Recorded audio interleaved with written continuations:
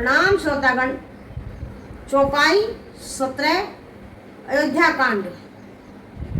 केकई मंथरा ने अपनी चाल चल दी और पूरा विश्वास केकई को दिला दिया। तुम्ही ने सोचु सोहाग बल निज बस जानहु राव, मन मलिन मुंह मीठ नरबु राव सरल स्वभाव। तुमको अपने सुहाग के झूठे बल पर कुछ भी सोच रही है।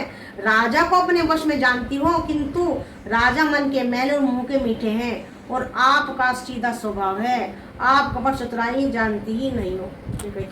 इसे कहती है मंथरा कि आप तो कपट जानती ही नहीं हो और राजा को आप अपना हित करने वाला जानते हो, लेकिन राजा भी आपके हितकारी नहीं है, वो भी कौशल्या का ही भला चाहते हैं।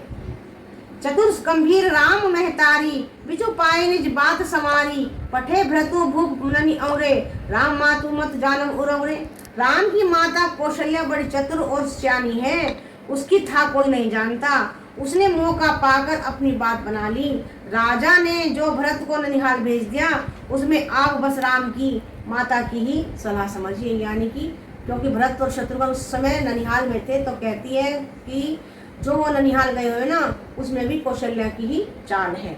सेवहि सकल सवती मोहिनी के, गर्भित भरत मातु बल पी के। सालु तुम्हार कोस नहीं माई, कपट चतुर नहीं होई जनाई। कौशल्या समझती है कि और सब सोते तो मेरी अच्छी तरह सेवा करती हैं। एक भरत की माँ पति के बल पर गर्वित करती है, इसी से हे माई, कौशल्या को तुम बहुत ही खटक रही हो, किंतु वह कपट करने में चतुर है, अतः उसके हृदय का भाव जानने में नहीं आता। वह उसे चतुरता से छिपाई रहती है। कहती है कि वह बहुत चतुर है और अपनी चतुरता को छिपाई रहती है, आप उसका भेद नहीं जानती। राजे तुम पर प्रेम विशेषु, सवती स्वभाव सकई नहीं देखी। रची प्रपंचो भूपहि अपनाई, राम तिलक हित लगन धराई।